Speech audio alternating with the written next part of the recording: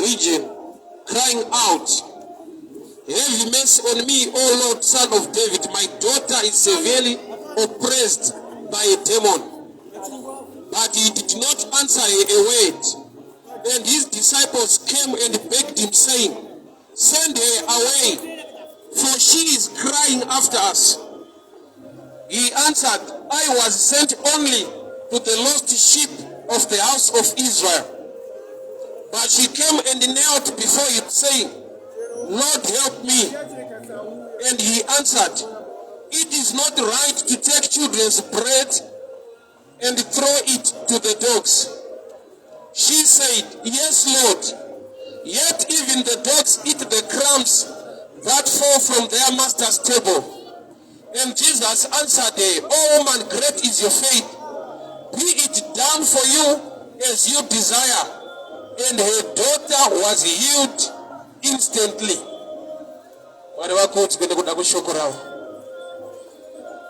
Paita amai vadiscover dambudziko rine mwana wavo ndokubva vaenda kundokonsultana kunotsvaka Jesu. Chavagona kunzwisisa ndechekuti dambudziko rine mwana wavo havagoni kurigadzirisa. Nyangwe vachimuda, nyangwe vaine shungu naye.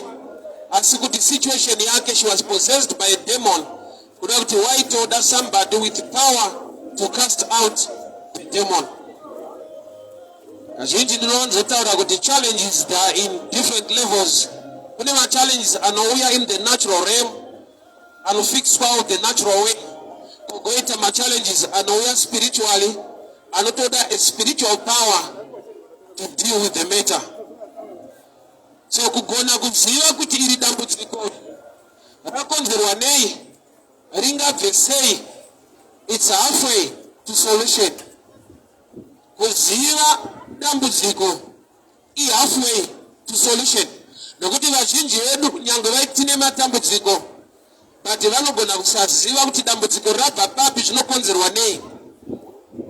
Nevamwe vekuti dambudziko anaro, but maari hamuna kuziva kuti problem.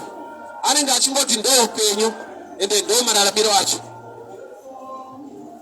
Ukaziva the original blueprint ye life, ukaziva the original mind of God pamusoro peupenyu, zvinoita kuti ukaona zviri in line neshoko raMwari, unzwe kuti izvi hazvisiri izvo, izvi zvinoda kugadziriswa. Wakaipa akatipa mweya wokujaira kana kugamuchira some of the challenges to an extent yekuti yatova part of our lifestyle. Tatakudzidzisana kushinga than to overcome, kana kuti kutsungirira than to overcome. There are times you need to endure mamwe challenges, kutsungirira kusvika zvapera. Kogoita mamwe ekuti nyange uri mukutsungirira unogona kusvika mukufa uchingonzi uri kutsungirira. Yet by a way out, a plan to come out of such a challenge. Wilderness, kwenga, yaiva passing phase. Nyangwe kune vanhu vakafiramo, but the truth of the matter, it was a passing phase. Yaiva nzvimbo yekupfuura nayo. Zvorati mumind yevanhu maifanirwa kuzikanwa chinhu ichocho. Kuti hongu zvinhu zvakaoma, things are so tough and hard in this place, but we are going somewhere. So upenyu hunodaro kuti mumwe anogona kunge asingazive kuti dambudziko raanaro rakauya sei kana rakakonzerwa nei. Uye solution, kuti ugone kuziva the right or the permanent solution, ndokunge uchiziva the root of the problem. Medically, anachiremba vakaprovide atinoti pain killer. Kuti kana uchirwara uchirwadziwa, you can take my painkillers. But the painkiller says it aracho.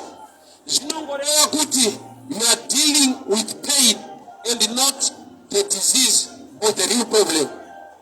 Pain is a problem. Pain is sign yekuti une problem. Pain is good. Why? Because ukayavane pain, unatanga kuzwa kuti ndiri kurwara. Nokuti pane kurwara kwokuti ukashayava pain, unofa wana itoshotanga akasimba itofamba wana chitodi. Like what they say concerning BP. BP is a silent killer. To an extent yekuti munhu akasapota achichekwa BP, anotofa chifamba akasimba achitoshama kuti ndongaroiwa nezvinhu nekuda kwekuti it's a silent killer. Unogona kushaya panorwadza uine BP. Hauna paunonzwa pachikurwadza kana uine BP. To an extent yekuti unotosvika pakudonha wotofa. Vechivanhu vobva vati zviri zvokusha kwawo. Gamba chirwere chakanyima, a sign or pain for people to discover or to know kuti pane challenge. So my challenges atinawo ane pain ainotipa. So munhu akagona kuziva kuti pain yakuda kuti ndichiresearcha kuti ndine problem yei, nokuti akadhila nepain asina kuresearcha problem anogona kunwa pain killer. So pain killer mukurarama irimo. Vamwe pain killer ravakapiwa nderekungonzi shingwa zvinoita mushi. So tine vanhu vekuti vanogona kusvika muguva vakangoshinga, life isina kuchinja. Why? Havana kuudzwa solution, vakapiwa pain killer, chinhu chinogona kumuvaraidza aine dambudziko kusvika murufu, achigona kumanage the problem asingaite come out of the problem. So amai vaona challenge nemwana wavo ndokubva vatsvaka Jesu. Nyaya ndeyekuti pavasvika kuna Jesu, vasvika Jesu aine vadzidzi vake. Vachema nokudanidzira kwaari, vadzidzi ndokubva vatanga kuda kuadresa nyaya isiri kusvitswa kwavari. Vari kuti kudii kuna Jesu, Ishe mudzingei, she is crying after us. Mukadzi uyu haasi kuchema to the disciples, she is crying unto Jesus. But ivo vari kuti mudzingei, she is crying after us. Ndinofara kuti Jesu haana kutora public opinion kana kuti pfungwa yemadisciples yekudzinga mukadzi uyu. Ndaitarisira kuti vanhu vari kutevera Jesu vangava vanhu vanofanira kunge vamachiwa zvekuti vanogona kuva vanhu vanogona kubatsira munhu kana auya neproblem. To an extent yekuti ndovaifanirwa kutongomirawo vachiti Ishe hamusi kunzwa here kuti mukadzi uyu ari kuchema nedambudziko. But to me these are the people vatori more dangerous to an extent yekuti vanoda kuti munhu adzingwe iye aine problem, but auya kuna Jesu anova nesolution. So most of the times dambudziko rako harisi dambudziko kune vamwe vanhu. Saka ukatarisira kuti they will stand with you, they will help you to make things work, you will be surprised. Kuti vamwe pamazuva ekuti unonge uchichema, they are planning a part of something good. Why? Nekuti kwavo zviri kuita.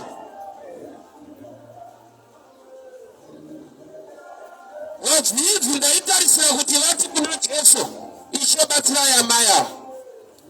But iyo ndovari kuti mudzingei, send her away, she is crying after us. Mukadzi ndokubva aramba achidanidzira, ari kuziva depth yedambudziko rake, haagoni kudiscourageka nevanhu vane zvinhu zviri right. Life ufunge takatongosiyana kudai so. Umwe uchitomuti ngatikasike kuenda kumba, mumwe ari kutoona kuti chekuendera hapana. Mumwe uchitomuti ngatiite zvakati kwaari, chekuzviitira izvo zvahapana. So pese paunobhesa kuti opinion yevamwe inoti kudii, sometimes unodrega life yako behind, unotatisa kuita zvinhu zviri productive mulife nekuda kwokuti you follow what others are saying. Dambudziko namai ava harisi dambudziko recommunity, riri personal. Zvekuti hapana wandingatarisira kuti angamire navo kuti Jesu batsirai amai ava. Vadzidzi vari kutoti aiwa, she is crying after us, send her away. Vadzingei. So Jesu haana kudzinga mukadzi uyu. So nyaya ndanditanga ndatsanangura ndeyekuti ziva kuti iwewe ndiwe uri kutsvaka Mwari, ndione situation iri kurema. So zvichataura vanhu maybe kuchechi, zvichataura vanhu maybe mucommunity, izvozvo nokuti havasiwani dambudziko serako, havabehave sewe, havaacte sewe, nokuti iwe ndiwe neproblem iyoyo. Ndakagara ndichiudzwa navabereki vangu mazuva ataenda kuchikoro tichiita musikanzwa tichitamba, kuti vamwe vako vaunotamba nava newe makatosiyana, vabereki vavo nesu takatosiyana. Ava vakakundikana tarisa kumba kwavo, anogona kutsvagirwa zvokuita mukukundikana imomo. But iwe ukatokundikana zvatovharana hapana. That is someone I'm digging, nekuda kwechini chinonzi peer pressure.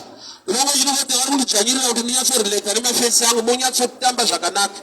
At the end, otozoona kuti vairevesa over it's dangerous to realize chinhu chiri right when it's too late. Vashona vanoti kuyeuka bako wanaiwa.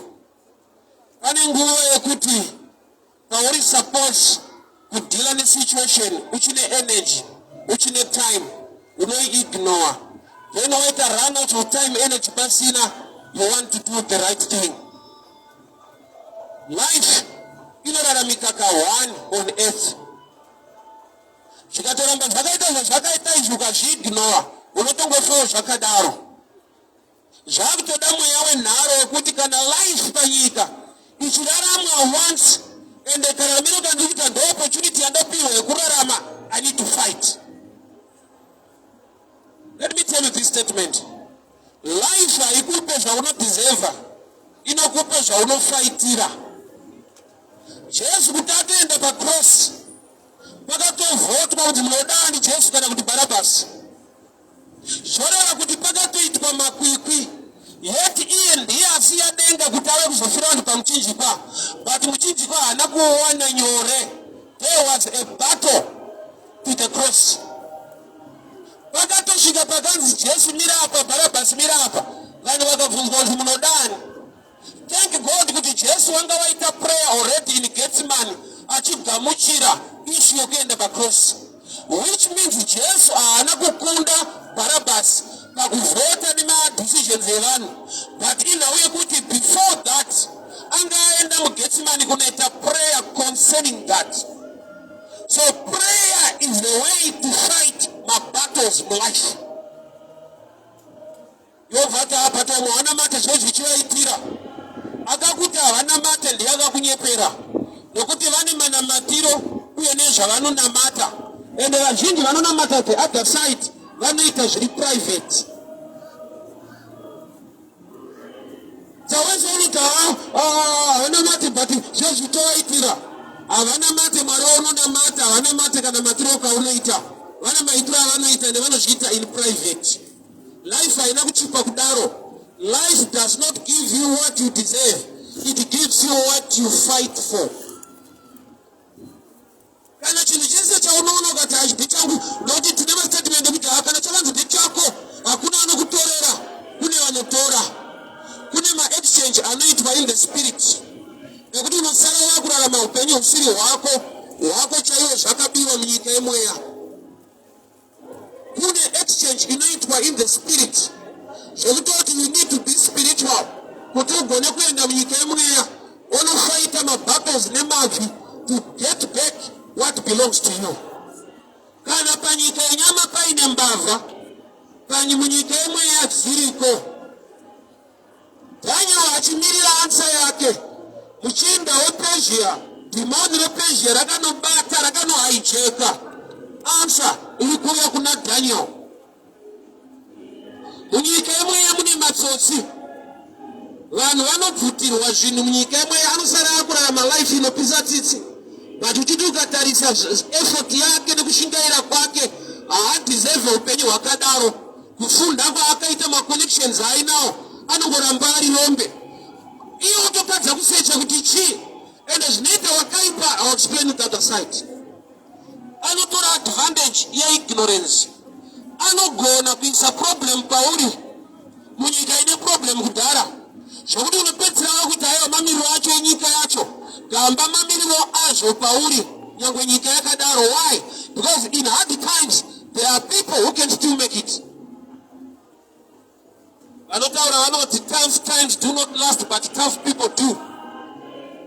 Nguva dzekumanikidzwa dzinoramba dziriko hadzipere, but kune vanhu vakadevelopa a tough mindset kuti no matter the situation I'll stand and I'll make it.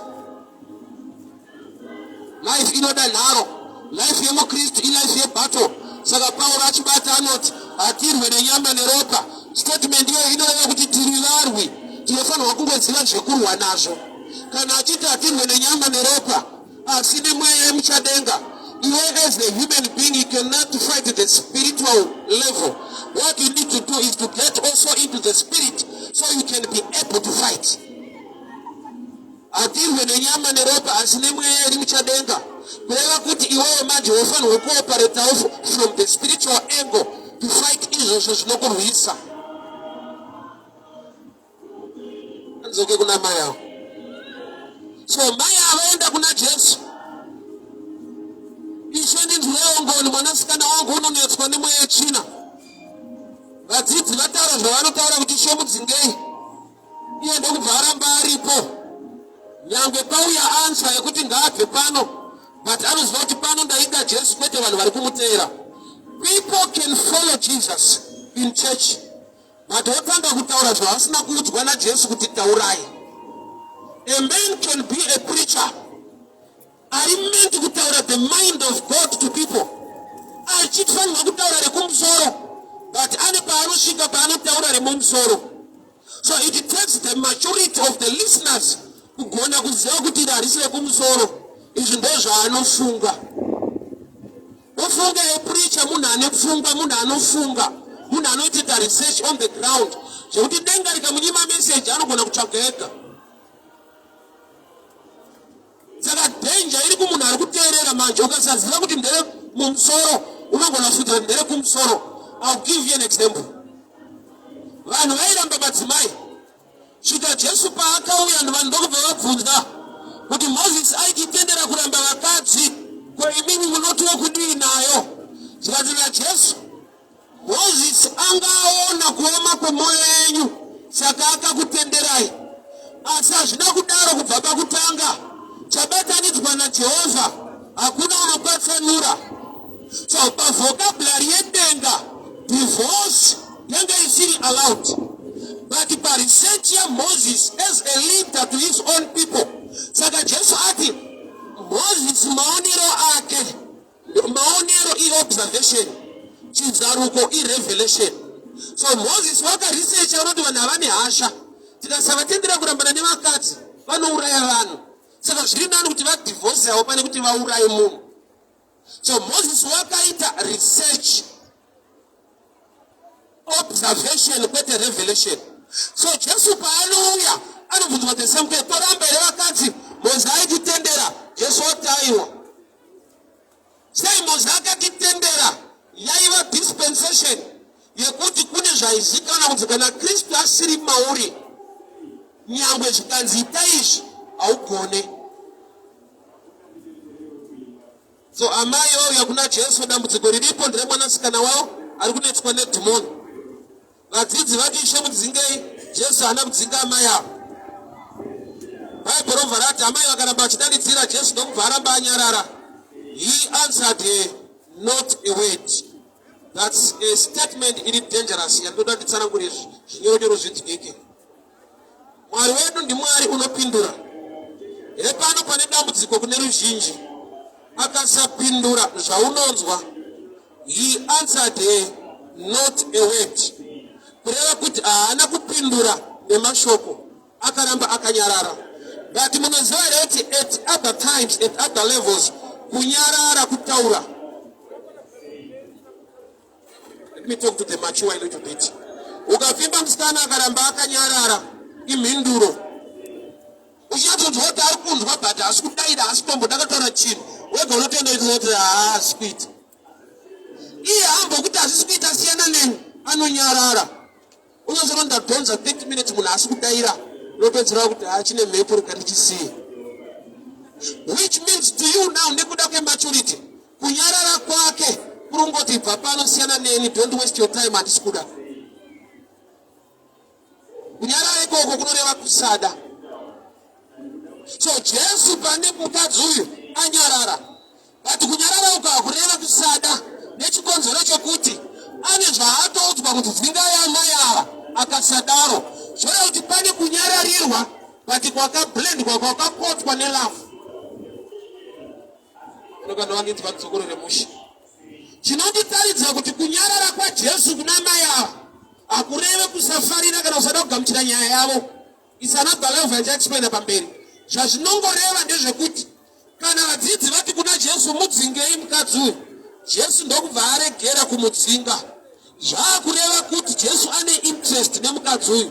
Ari kuda uvepo hwake kuti arambe aripo. Haasati apindura nyaya iri kutaurwa.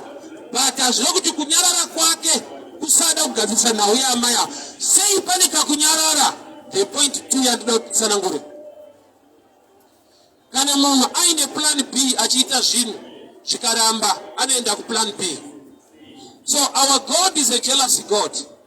The only way Mwari angaprove kuti wakauya kwandiri uchirevesa ndeyekumboti akaita sekunge anyarara usina kuma kwauchaenda, anoziva kuti wakauya kwandiri ende hakuna kwauchaenda.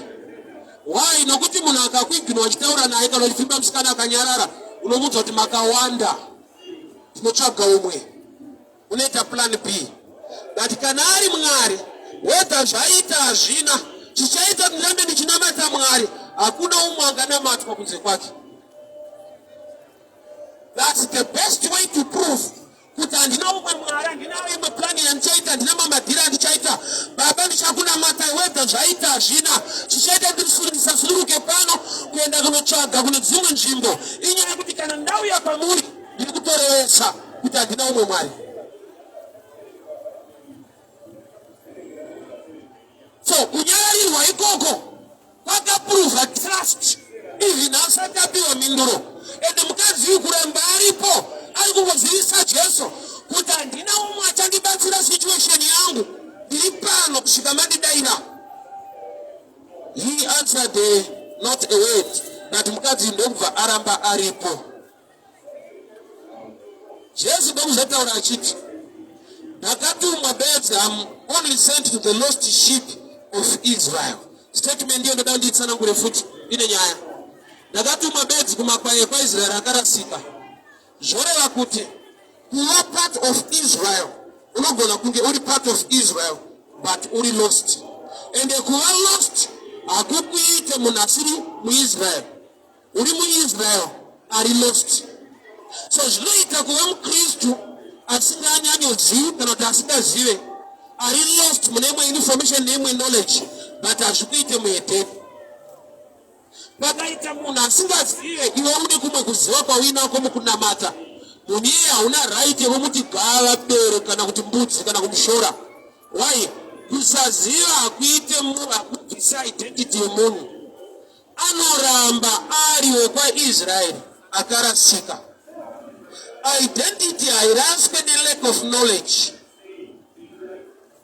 Munhu even iri benzi, munhu even ane character isina kunaka, ane human rights anopareta paari, ane benzi kudaro. Hazvimuite mhuka, hazvimuite munhu ari lesa kune vamwe vanhu nokuti ane dambudziko renjere. Njere dzakarasika, ukatotsika munhu parodhafu haugoni kuenda kumapurisa kuti hapane benzi randatsika. Watsika munhu, nyaya yako inotoongororwa semunhu akatotsika munhu. Havaende palevel yekuti benzi. Ndakaona vanhu vakaita nyaya dzavo kumabhawa, munhu anobva asvika kumapurisa kana kumakotsi achiti pane hureri kundinetsa. Hazvitenderwe kuti udaro mukadzi. Zvekuti nyaya yako inototonga kuti mukadzi wawakatadzira kuti hure kana chifero. Why? Kureva kuti character yake nekakurarama kake akamunyime human rights. Saka Jesu paari kuti ndakatumwa kumakwai ekwaIsraeri akarasika, ari kuti learn to respect each other in the Christian community. Vamwe vanoziva zvamusingazive, vamwe vanoti namatei vachinamata at a certain level, vamwe vachinamata zvakadzikira. But nyaya iripo ndeyekuti what makes a family iropa raKristu Jesu ramakatenda. So kana tiri vemhuri imwe, kusaziva kungwara kana kusangwara, let us respect each other as part of Israel. Ini ndikaona mupostori, ndikaona munhu wekwangirikini, ndikaona munhu weZioni, hachindimuvha, hachina problem. As long as akatenga neropa raKristu, achitenda muna Kristu, we are a family. There was a time before ndaenda kuIsrael, I had an invitation kunoparidza kuCentenary, John Masowe echishanu. I had no problem with it. But hapana hatupfeke boots, no problem. Which is not an issue to me. Ndoko nakuparidza tisina. Zvimwe zvese nemitemo yaitaurwa ine ndauti kunamata itsika yawo sevanhu vari paorganization yezvavakatenderana. Ane bhutsu neasina bhutsu vese vakagamuchira Jesu vanoponeswa. Hapana ativhure no problem. Ndinenge ndisina kuribata bhaibheri parinenge rakandibata. Handiri mvhure, handina kuribata but riri mandiri. Kuti ndinongoshumira kunaka kwaKristu izvo zvikavasiitira mushe kuti ndiribate ndivhure, ndinongorivhura ndisina kubata nokuti mandiri ririmo for the sake yakuti vanhu vaponeswe. Why? Because we are a family. Vanhu vakasiya nyika vakanoungana pasi pemuti nekuda kwokuti Jesu mwana waMwari akarorerwa vanotenda maari. So with me ndabuda building ndinoparidza pasi pemuti, we are a family. Saka Jesu ari kuti I am sent only to the lost sheep of Israel. Kureva kuti no matter kuti vamwe vari lost, denga richiri kurecognize as part of Israel.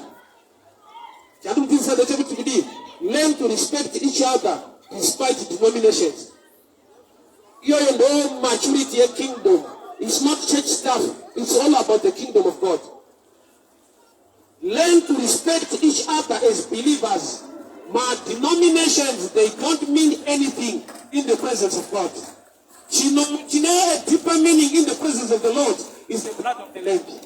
When I got taken over para Jesu, I got up in the building. You can hear what was zita one up in the name. Then I know na makapinda muna Kristu than denomination. But yepano Panyika kuti munenge muchitakalala kunesana nekutukana kuti hauna mata usi serious wona idza munopinda in lack of maturity in the things of the kingdom. Learn to respect each other despite denominations. It proves or it shows how mature you are in the kingdom of God. Jesus are not the best or the only uniform that people can recognize is when people see love among you. And the devil is against that thing which knows love. Why? Because I got the separator. They could not come at denominations. Just a minute.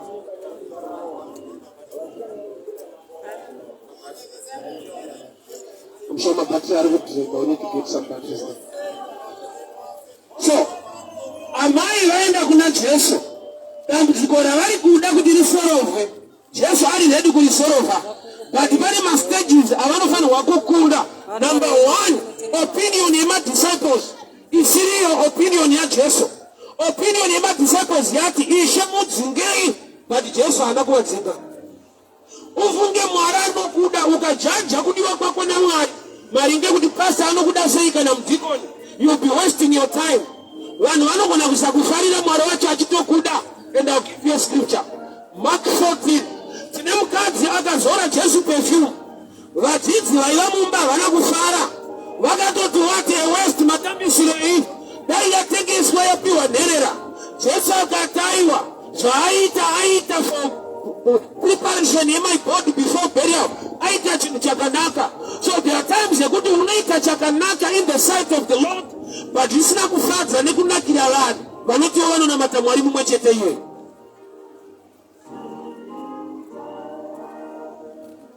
Masystems evanhu anogona kukuresista ukatofunza kuti Mwari wacho haasi kuda. Nokuti even blind Bartimaeus paakadanidzira kuna Jesu, vanhu vaiteera Jesu vo vakanonyaradza bofu. Iye Jesu akazodzwa kusvinudza mapofu, but anoteerwa nevanhu vanonyararidza mapofu. So following him haisi sign of maturity. Kuchechi kwakafanana nekuchipatara. Tese tine marwariro akasiyana siyana. Chinhu chinonzi kingdom yaMwari chikaparidzwa muvanhu ndochinodenda kuguma after the gospel of the kingdom raparidzwa. Gospel rekingdom nderei? Relationship. Gospel rekingdom nderei? Love among brethren despite denominations. So somebody came to me and said, "Aiwa, but muchecha, this is serious." Saka makanyorwa scripture yaiti Jesu achiparidza the good Samaritan. Remember, Samaritans were treated as dogs. They were not part of Israel. But Jesu ndokubva ataura nyaya pamusoro pemuSamaria akanaka. ende ukachitarisa example yamuSamaria akanaka.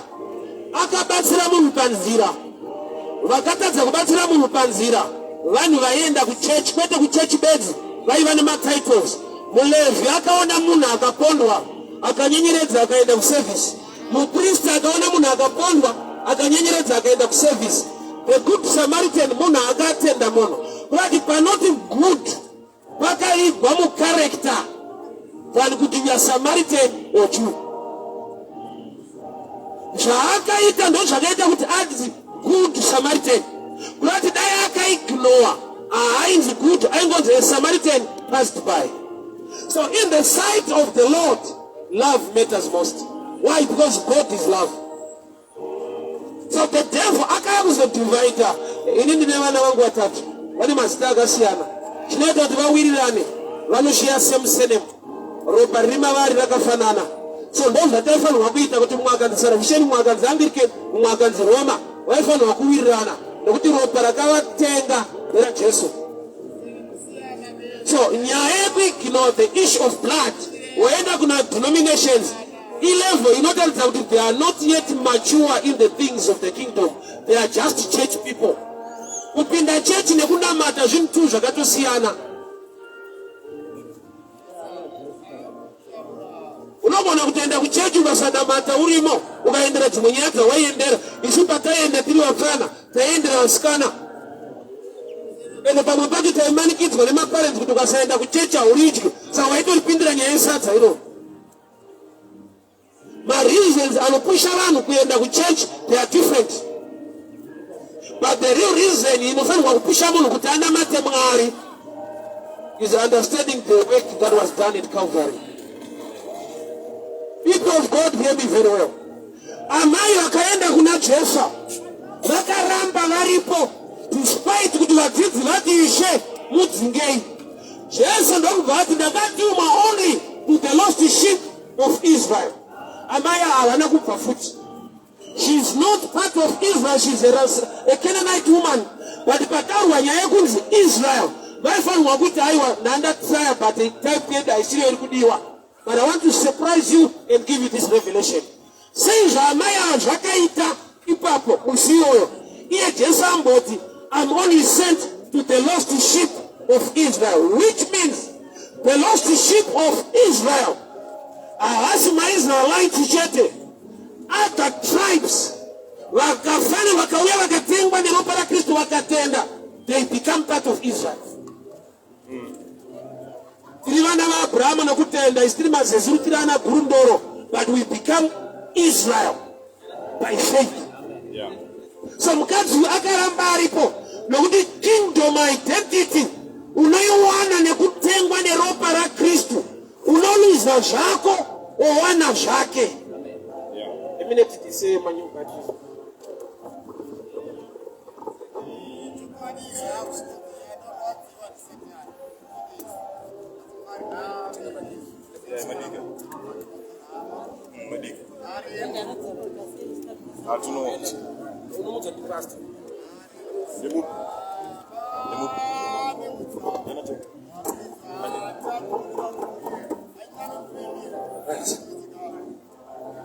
So, issue a kingdom, their relationship ukama omuno na Mwari.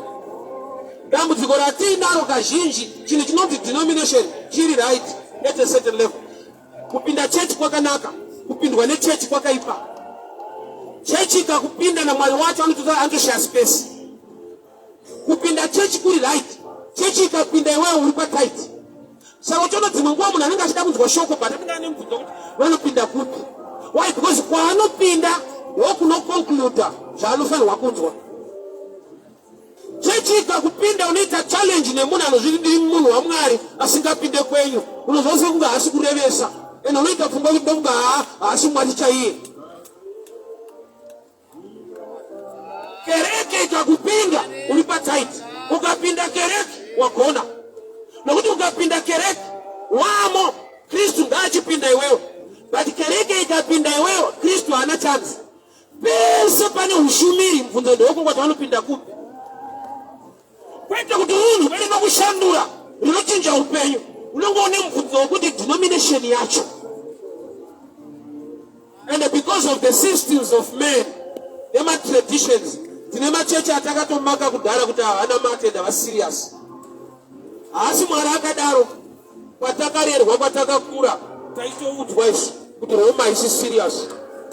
Kwete kuti Mwari ndozvaakataura taiudzwa nevabereki vedu. Zioni hapana kwaonoenda. Dzese because munhu anenge ari kusai kwaanopinda ndokuri right. Ende ndoko anofunga kuti Mwari anotopinda weko. Wese ukapinda kudzimwe hama dzedu dze-Seventh Day vanotokudza kuti right nekudenga kwacho manje. Kana usina kupinda iri yeSaturday zvavharana. Hazvina kunyorwayo. Ndo mafungiro ndo matsananguriro. But let me download a little bit. Now we kuna matangari mukadzi weSamaria anoti asangana Jesu patsime. Imi munoti tinopindira Jerusalema. Jesu ndokubvati Mwari uyu akunamatwa mumweya nemuzvokwadi. Which means hapana the physical place yaunoti ndo panonamatwa Mwari. But iwewe as a person you become a place because you worship in spirit and in truth. So in spirit and in truth is not a place. Jesu achiuya ane ma-errors nema-corrections aaita aibva pakutaura kuri traditional. Another example. Iye pachake iye anopa vanhu zororo. Matthew 11:28. Uyai kwandiri makaneta makaremerwa ndichakupai zororo. Kwandiri the person. Rest haiwanikwa mu any day. Rest inowanikwa mune the person anonzi Jesu. Uyai kwandiri haana kuti but kana mukazongozorora Saturday amunozorora. He knows kuti madhimoni respect a calendar. Yoni wakazorora Saturday mwechina izorore ichikurova Saturday iyo. Inda mwechina isikade kubata Sabata. My spiritual laws as Sabbath anoda revelation concerning Jesus. But kune madays aitarisirwa nevanhu akapinda muna Kristu Jesu ndokubva ava zuva racho. Zvakuti zvaunoda iwewe hazviwanikwe kumwe zvinowanikwa muna Kristu. But tinenge takapiwa matraditions nekumwe kuita kuti aiwa ukaita zvakati ukaita zvakati ukaita zvakati. Zvese izvo zvaimboitwa. I'll give another example.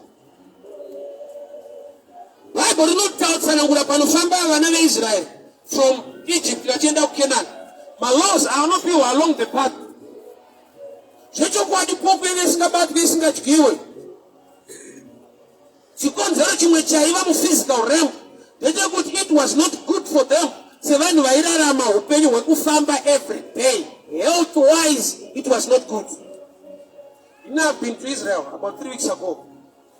Dressing dzavo dzeikoko mostly dzine chekuita neweather conditions.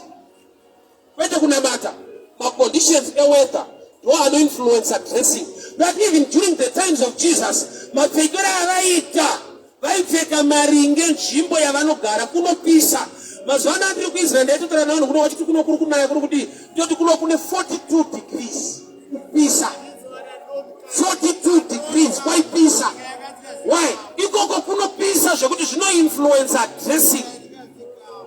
Vazhinji basa ravo vaiva vafudzi vemakwai. Zvipfuyo wanga vari muagriculture. Saka kugara netsvimbo yanga isiri yekunamata yekufudza. Alright. So tinogona kuti tanakirwa nazvo ndo zvemubhaibheri. Hazvisi zvemubhaibheri ndo zvekuIsraeri zvakanyorwa bhaibheri. Anombozvinzwa. Dressing yatinoti ndo yemubhaibheri haisi yemubhaibheri. Idressing yekuIsraeri kwakanyorwa nzvimbo nezvaitika zviri mubhaibheri. Bhaibheri roda kupota uchiripatsanura kuti iyi idea yevanhu iyi ndo zvaitika munzvimbo iyi ndo zvaitika pakati. Why? Because pane pauchabata tradition yevanhu uchiti ndo chiKristu. Ndiri kuzviwanza sei but ngadzokere kuna amai ava. So amai ava vanzi ngavabve pano nevadzidzi. Jesu akati ndakatumwa only to the lost sheep of Israel. Amai havana kuti kana pataurwa kunzi Israel iyi ndiri yeCanaanite woman, it's time to say goodbye. But vakaramba varipo. Ndobva Jesu ataura rimwe shoko zvakare pavakaramba varipo. Handingatore chingwa chevana tichikandira kumbwa. Children's bread and toss it to the dogs. Amai ndokubva vati yes Lord. Kuti yes Lord vafana kuti amen kana kuti thank you. Vari kuwirirana nestatement inoita sekunge inotuka. Ukagona kuwirirana neshoko rinenge rinokuwanzira so unopona. Imagine kana Moses hands taurira vanhu vauraya makwai vese ropa pado time Exodus. Vhangeri iro ranga rakanaka kumuna nemakwai 3 or 4. Imagine munhu arikubva achangotenga gwai 1. Onzwa Moses achiti uraya makwai mise pado. Iwe une 1 wakatosunga tambo unobva unotenga. Unozonotsana ndodzorera mumashure.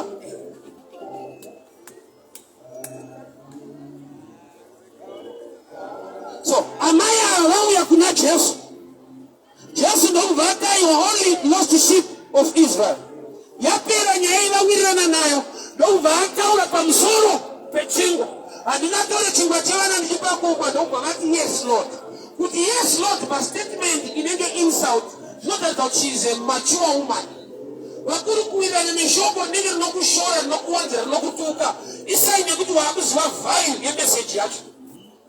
Zvinorwadza nezvinorema zvinogona kuva part and parcel yepackage yedestiny.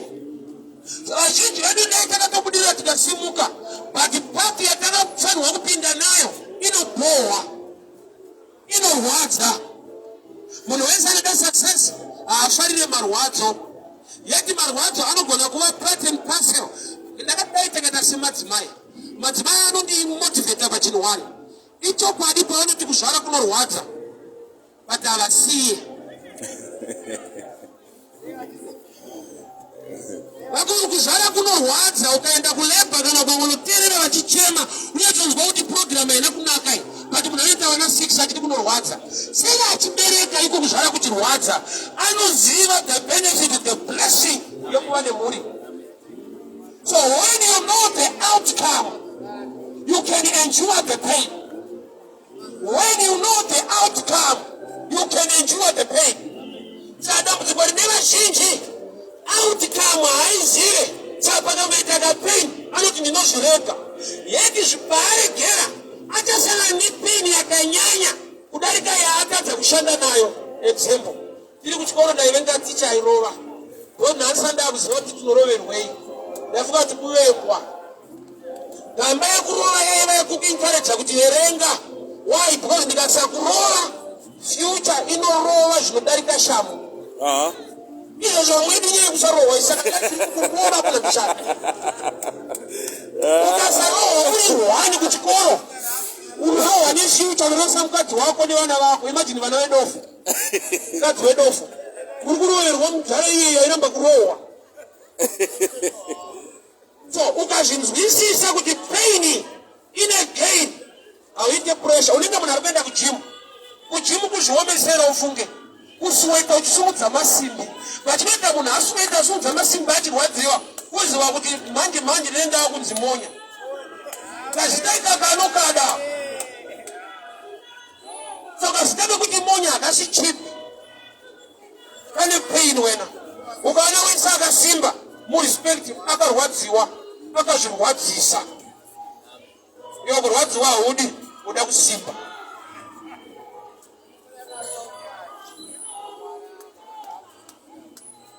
Jesu what? Andingatora chingwa chevana ndichipa kumbwa. To me that's an insult. Ukanzwa nekunzwa kuri ordinary. Ndo rafu isingaite. Kuiswa parevo yembwa. Anditore chingwa chevana ndichipa kumbwa. Aifana kuti hamuzodaro kaishi. Kana tichine maproblems edu maakutisa kumbwa ichudzi. But akati yes Lord, truth Lord. That I am in agreement. The message. You don't go there very mature to agree with. Vakuru. Message 1. Ine manzbiru akasiyana nevanu. Ruth anovumirana nemessage yamwene vake. Naomi panotidzokerai. Handigoni kukuberekerai murume anokurorai. Ruth anoti Mwari wenyu achava Mwari wangu tiri kuenda nemi. Opa anoti thank you amuvanze hapana chinobuda. Ndokubva aenda. Akaenda ndoko akaenda ndambozwa zvakazofamba sei. But akateerera akava in agreement nemessage inenge inoti rwadzei. Akava neblessing negain in the future. Ukuru marwadzo mulife they are real ariko. Vese vaunati mai vari section yekuachiva zvinhu mulife. Pane process yediscipline nepain yavakaita pass through. Yausingade kunzwa nhasi. Wakaita ukivene. Vangani vanoda uchichenjwa wako kutakura zvinoremawo zvako. Hakuna anokutakurira. Why? Nokuti pane zvazvinogadzira mauri. Pain original haina kubva kuna devil, and I'll give you a scripture, Genesis 3:15. Mwari panoti kuna Eve, I will increase pain in childbearing. Zvinongoreva kuti pain was already there before the fall of man. Shoko rinoti ndichawedzera marwadzo rinoti wagara uchirwadziwa kuwedzera kutopa zviripo. Havana kuti I will put pain and I will increase. Ndichawedzera kuti wagara uchirwadziwa pakupona mwana. Kuti kune imwe pain iri designed by God so you can achieve something. Pain hiyo ichitenderwei so you can respect kana chitatu wachiwana. Ukaita mari yekupiwa ikabiwa unongoti hablaza waripo kulandana haisi pressure. But ukanochera matrenchi ikabiwa unochedzera kuti hapana rikuenda kumba pana kuenda kutese central. Mandikuwadza. That's why even pavari kupinda muKenani, Mwari haana kuuraya vanhu vari muKenani. Waitofighter God given land. Canaan is God given, but there is a battle you need to engage in Canaan, which is God given. Canaan, why not to marry Tashika Canaan? I'm a giant affair, and there's a Distagapiwa. We don't take a battle of promised lands. It is godly given. No wonder even up to now, but battles is very. Shokoritori pokuti na Abraham vachapiwa ende vakapiwa, but kuna rumwe tinongonzwa kuti azviite. Where the challenge by Andrew Israel, because Israel ni Palestine zvangobatana. So kana muri tourists munenge tingodarika maborder, because tourism they share, havana problem now. But my residents kana uri woku Israel utakwenda ku Palestine, pane paper ikinotoitwa paborder, but isinaingodarika. Saka challenge yatakaita takacrossa tikaenda ku Palestine. Takapfeka ma-t-shirts akanzi Israel tour. Saka nekuda kwekuti havawirirane, takatoshedzwa kuiswa pasaiti nemapurisa. Tirikuedza kuita sei mauya kuzodii. Tiri ma-tourist, but you are putting on Israel, you are in Palestine. But Jericho is in Palestine. Takagara kuJericho hotel iri kuPalestine. We didn't know. Takutenda paJericho hotel tikura mafoto tineti takanzi Israel zvanzi vekusero. Utosuspect opinda kuti tikatorwa mafoto mastatement akatonyorwa. So guys, when you get to the chema, they don't know anything. They are from Africa.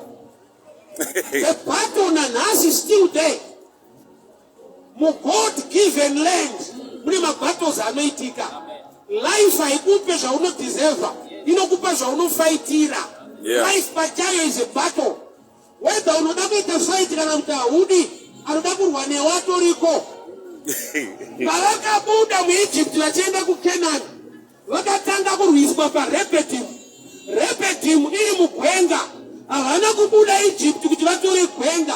Vaifanirwa kupfuura nemugwenga. Vakatanga kufaitwa even mugwenga. Kune vanhu vanokuvengera kuti hauna chimu. Wezvudza ndichavengwa kana ndaanazvo. Wakatomakirwa kushaya izvezvi. Unada tokupedzisa. Tanga timetse. Kushayeko kunovengesa. So all stages in life, it's an enemy. Life haikupe zvinhu only silver plate. Taone na mataona wamwari vapei. Jesu kuti aende pa Calvary pa cross, pakaitwa ma elections. Barabas apa, Jesu apa, munodani. Kwa pano voterwei kana Jesu akauya kuzofira vanhu. Afanira kuita kuti kana auya otoenda pa cross. Pazvakasvika pakuti totombovhota ukahwina pa ma elections ndotozoenda. Akasiya denga rake kuti afire vanhu, but vanhu vanokwipidza muchinjikwa. Thank God angaita prayer muGetsemani, which means prayer or a dimension yekufighter zvinhu in the spirit. Ukasatsena mabva okupfugama nekuchema nekunamata kuna Mwari uchida kungobatwa musoro, I'm sorry. Vanotinamatirwa ndine nhamba dzaprofeti kana challenge ndovafonera. Remember, he's a man of God, he's not the God of the man. But not in many papa pane nyaya dzaanogona kurana even 24 hours. Chimunetsawo semunhu. I always give people a fun example.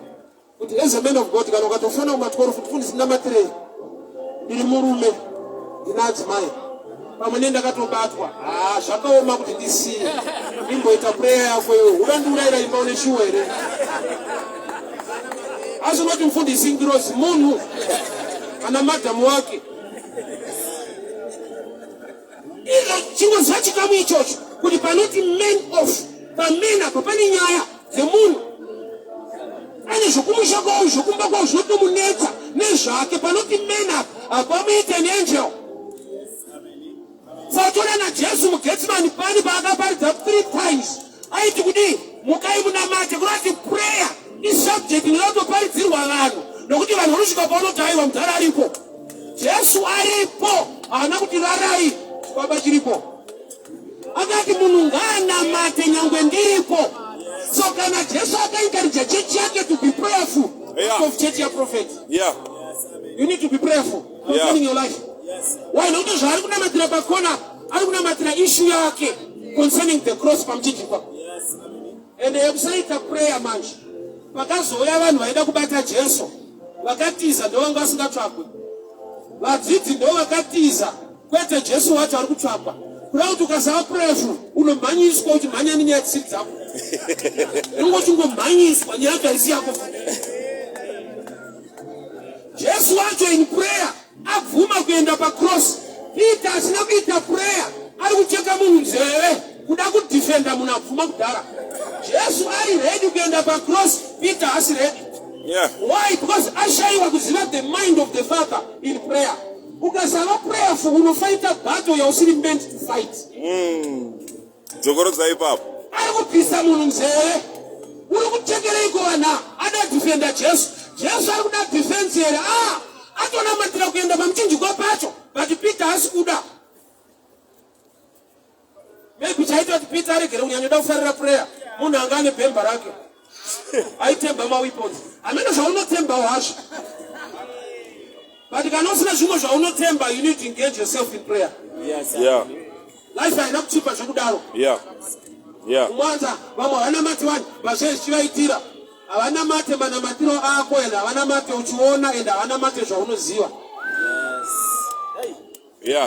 vamwe vanonamata zvimwe zvinamatwa zvavo nenzira dzavo dziri private hakuna munhu angori ordinary. That's why I always say I respect kwere ndoda kangori kachidimbuke respect sa jesu akapa respect to the Pharisees nanti kutenda kwenyu kukasaita sekwemapharisees kunati ani chaakayemura mapharisees kutenda kwenyu kukasaita sekwemapharisees hamungapinde ushoma kunati ani chaakaona chandakarespekta pamunhu ane mushonga kuziva kuti panyika hapadi fair unofira mahara life is spiritual manje mushonga hauna tambo yeziona hauna dombo hauna ungofamba chiti unamata hauna mata ungoti zvichaita life haidi chivindi inoda kuronga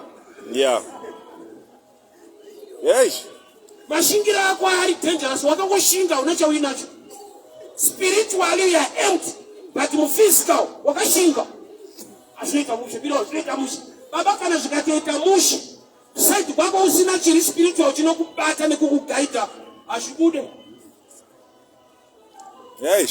powerful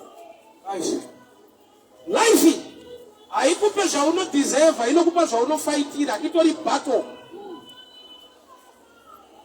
nowanda ndofunga munhu paanoberekwa ndosaka achiti acheme ari kuya panapa pane nyaya dzinochemedza pane mabattles akawanda you need to be strong anomwana ananzi ano yakapfumbata mwana ano yakakoka chibagera ifight baba pauri kuya haisinya kupfumbata zvipo ndekuti zvandodakorova munhu adanivhiringidza life battle tsana kuti zvinoita hamiraona hamai manje pane zvinogadzirika zvinoita kana zvikaita hazviitire iwewe I always tell people this mabasa kana kadzakuwanikwa haupindire kuti wakambotambura uchashaya panotoitwa interview amboti ashwa hama matambura ako vanapindani havadaro nyika haina kuchipa kudaro unoita rovha mabasa ako why because vanotobvunza kuti unorigona here oti aiwa but atambowashaya kwenguva refu haina mbochipa kudaro funga ende statement yokuti mabasa ari kunetsa ndakarega ndimbokukorekta mbichana haasi kunetsa enda ugive an example Ndakaverenga nezuro kunzi ZBC kupoketi umaidiwa technician. Ibasa kai rikutsvaga munhu. Andi vanhu vakutsvaga mabasa. Kune mabasa anotsvaga vanhu. Saka ndopa ndakadiscover kuti ukati mabasa ari kunetsa uri kuti nyepei. Iti mabasa etype yangu anonetsa. Amai. Nati chakudiwa improvement kusati kwa improve kunoku. Right of a man. Nezuro mupepa ndakanzwa kuti ndiwa technician kupoketi you. Se usina ku apply. Ibasa rikutotsvaga munhu. But kune vanhu vari kutsvaga futi chi mabasa. Saka chokwadi ndicho kuti mabasa etype yangu anonetsa. Chakuda improvement futi ndekuno. Yeah. Life haikupe zvaunodeserve, inokupa zvaunofaitira. Jesu ndiye aideserve kuenda pacross pasina makwikwi naBarabhasi. And let me show you the picture of Barabbas, a bit of a revelation. Barabbas zvinongoreva kuti son of father. Ba zvinoreva kuti son of. Abba zvinoreva kuti father. Abba zvinoreva kuti baba kana kuti father. Ba zvinoreva kuti son of. Jesus is the son of the father. Abva kudenga ndiye mwana wababa. Wari kukukidzana naye kuenda pacross Barabbas. Zita rake rinoreva futi kuti mwana wababa. Kurati panyika pari yavanhu vanotoita kunge iwewe vadati kukwidza iwewe pazvinhu zvinonzi zvako. Yongoti hatichaenda kuchechi hatichanamakirwa hazvichaita. Nekuchechi kwacho kune nyaya mukadzi auya kuna Jesu. The Canaanite woman Matthew 15. Atonzi nevadzidzi vaJesu Ishe mudzingei. Ndaitarisira welcome kuti Ishe mubatsirei amai vatambura vari kuchema Ishe vabatsirei. Madisciples ndondoti kuna Jesu mudzingei. Ukatarisira kuti vanhu vachandida kuchechi uri kuita mistake kuchechi hakusi kudenga. Oyo. Kune type yakatoinga dzimwe nyaya ikoku. Ukaona munhu achinzi abuda muchechi, haana kubuda nokuti Mwari hasi right. Abuda nokuti vanhu hasi right. Muchechi ikoku. Hakuna kati hamchanamata Mwari wacho hasi right. Unozoti hamchanamata kunyeya. Hamchanamata vanhu vacho havana rudo. Iye Mwari achinzi rudo ari kungochema nevanhu. So vadzidzi vakati mudzingei. Iye ndokuramba aripo. Taakuda vanhu vanoziva kuti kutaura kwavanhu haisi nyaya. Ndaakuda kunzwa kutaura kwaMwari pamusoro peupenyu hwangu. Yekunamata vakuru musati makunda Satani, kundai vanhu. Kundai maideas nemaopinion evanhu. Alright. Kune type isingakuda iwe une dambudziko. Ichokwadi kuti pane chaida kudzingwa nekuti Jesu akazodzinga dhimoni racho. Saka vadzidzi vanga vakuda kudzinga amai vacho kwete dhimoni racho. Ishe mudzingei. Yekudzinga iri right. Vada kudzinga munhu asiriye. Vada kudzingwa mweya yetsvina kwete amai avo. Saka vakaramba varipo. Zvikanzi handingatori chingwa chevana ndichipa kumbwa. Ndokubva ati yes Lord. Hongu Ishe. Vakuru shoko rinonzi yes hongu. Ishoko rinenge ragamuchirwa nemunhu ari machuwa kana riri type yeshoko iri. Nekuti chingwa chevana ndipe imbwa. Wanzwa nenzeve dziri ordinary. Unototi saka Jesu wacho atori wese. Ndaimbwa manje. Mwana oita dambudziko pamberi penyu Ishe ndatoimbwa futi. Aifana kuti zena woenda. Bhaibheri rinoti akati yes Lord ndokubva atowira mutsoka akapfugama kwaari. Paari kupfugama sign of worship, respect and honor. Kureva kuti pesa apa aitaura akamira. There are times ekuti chiri kushota patiri worship, respect and honor to the Lord. Takauya nema request hatina kuuya kuzomupa worship yaanodeserve. Powerful. Nokuti paakawira mutsoka nyaya yakashanduka. Chikanzi you are a great woman of faith. Worship inoita kuti upike the right answer. Mukadzi akabata hemu yegamenti yaJesu. Jesu akati ndanzwa simba richibuda. Yet aibatwa nevanhu vazhinji. Sei agona kubata area inoita kuti zvake zviite. The hemu haigoni kubatwa nemunhu akamira. Inobatwa nemunhu apfugama kana kuti akotama. Which means by kneeling, by worshiping God, you attract the power and the solution of God. Powerful.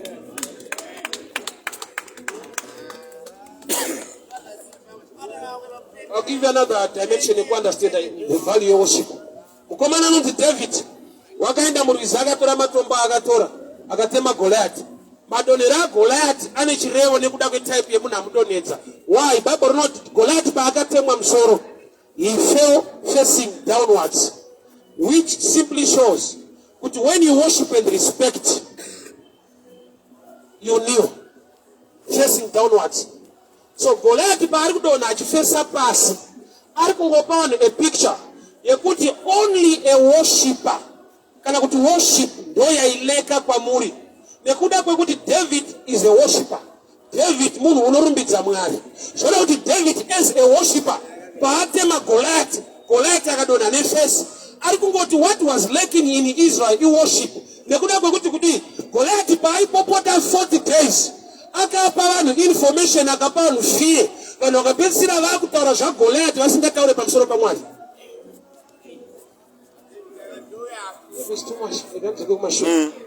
So chingwa chevana ndingapekumbwa ndobva mai vati ndawirirana nazvo ishe ingawa nembwanana dzinodya zvinodonha pasi petafura. To me it shows kuti amai avaikumbira zvinhu zvisingakumbirwe zvinongowanikwa kana munhu waenda muright position. Kana imbwa dzichidya zvinodonha pasi petafura kurati imbwa haitsvage chingwa, imbwa haikumbire chingwa, inongoenda pasi petafura. Itsika yekuti kana chakuchedza chikadonha chinoenda pasi, which means ukaenda muright position you attract blessing and favor. Ndozvakapa Zakeyo kuti anzi naJesu ande kumba kwako. Inhau yekuti Zakeyo paakatatichwa kuona Jesu haana kuti kuna Jesu ndikushaya mukana ishe ndakumhanya pamberi tionane, haana kubhuka, haana kudii, akasuduruka akanokwira mumuti wemuonde. Jesu akusvika nepo ndopaakati Zakeyo buruka. Picture iri ordinary, Zakeyo aiva pamusoro. Picture iri spiritual, akazvideredza because a rich man anokipa status yakanaka musociety haamboita zvinomakisa zvokunokwira mumuonde.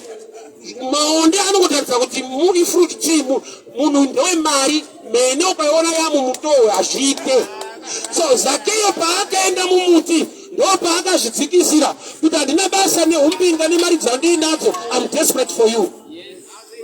So physically he was up there, spiritually he was down there. So kune zvinouya because of humility, not by prayer but by being humble. 2 Kings chapter 5. Naman kupora kwake kwakawa nechekuita kuti pane musi waakasarudza kuti although I am an army commander who is used to give commands, today I will be commanded by a servant girl. Ndokubva ati kunamusikana kebasa taura wati kudii. Musi waakaudzwa zvekuita akaenda kuSamaria akanopora. Nature yake sakomanda kuudza vanhu zvekuita. Kurati healing yaNaman yakauya through humility. Haana kunamatirwa, akava humble, akabata answer yake. Kingdom yaMwari ine makeys akawanda. Prayer is master key. Prayer is one of the keys. There are things you can get in the kingdom whether by prayer but by doing what you are supposed to do. Amen. Amen. Kuremekedzwa chaiko hakuti wari ndiremekedzei ukaita zvinoita kuti vanhu vakuremekedzei, it becomes automatic. I had friends dzandaidzi mwana dzodoro kuwadzana tichiriko ndikaenda kwavari havachandimhoresa mamhoresero ataita tichiri kumwa tese. Handina kuvati chinjai. Pandakashandurwa naKristu ndikatanga kuparidza vega vakuona kuti yekuti mabula ichaita vakuti makadiko munhu washe kureva kuti ndikachinja kuno ukui automatic. Hazviudzi vanhu kuti ndiremekedzei, ndinoita zvinotenda kuremekedzwa, automatically they will follow suit. Chingwa chevana handipekumbwa zvikanzi yes imbwa dzinodya zvinodonha pasi petafura. Chinhu chinodonha hauna nidhi yekuchikumbira, ilo yacho yekuti kana chiri pamusoro chinongodonha chichiuya pasi. The same na Elisha and Elijah. Munoziziva here kuti Elijah haana kupa double portion kuna Elisha, asi kuti Elisha akanhonga bhachi rakadonha kwete ravakapiwa. Chirungu chinoti and a mantle fell from Elijah chichienda kuna Elisha. Hachina kuti Elijah gave Elisha. 2 Kings chapter 2 verse 9 unoiverenga. Elijah haana kupa Elisha. Elisha akawana double portion nekuda kwekuti bhachi ranga rakapfekwa naElijah rakadonha. A mantle fell from Elijah. Ndokubva anhonga bhachi, ndokubva atotakura in anointing. Paaikumbira pese ainga asingapiwe. Why? Because pavainegotiata Elijah as a major prophet akaona disaster iripo panechiri kukumbirwa. Vana vadiki vanokumbira zvinhu zvinovakuwadza nokuti vana vadiki. And I'll show you the picture. Say Elijah anga asiri kupa Elisha. Hapo anointing ya Elijah kenda pana Elisha. Inouraya Elisha. Nokuti the last miracle ya Elisha inoitwa nemabhonzo aElisha muguva. Kuti miracle yekupedzisira inotanga yauraya iwewe kuti iite. All right. Saka Elijah airamba akati we have asked a hard king. Sei muchichi chine hati munhu waMwari ndataisa munyika yemweya ndikaona kuti imwe miracle yacho inotoda chitunha chako. Saka kuti utoita miracle iyo ndotanga watofa. Saka uri kukumbira zvinouraya iwewe. Yeah. Saka sinabvira amupa. But chamupurisa musirimu dzake enda mudenga. A month of fail. Hazina kunzi he was given a month of fail. That he was a good father. Haadi kupa zvinokuwadza mwana. But mwana akaita nharo anongonhonga zvinomukuwadza. Sevabereki nerudo rwenyu tine zvatirambira vana vedu. But vakaita musikanzwa vachitora nerwisei unozoona vakuchema vakuwadzwa nezvataimbovanyima.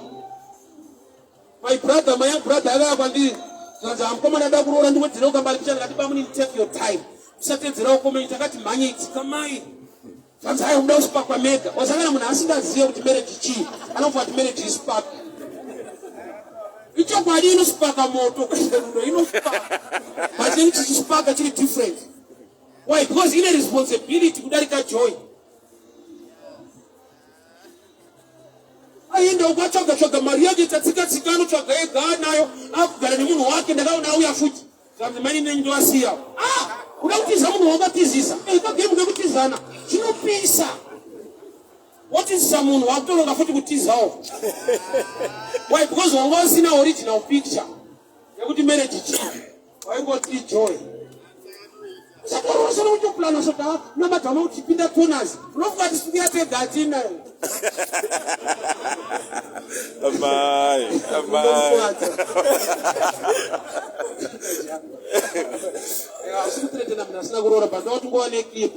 Because when you don't know the outcome is you unochema sa Elisha. Elisha was a young prophet to Elijah.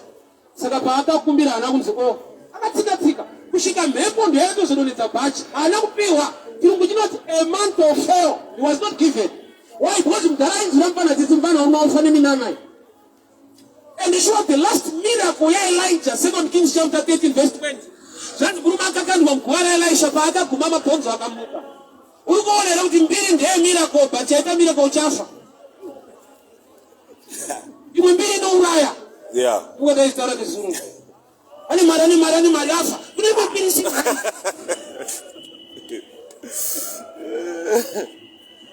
Zvauri kutsvaga ukazvitsvaga usina mumwe muono. So Elisha anobvira apa Elijah. Aitsika. Ainizvira kuti mufana unofa nazvezvi. Tine zvatinochemera zvinokuwadza.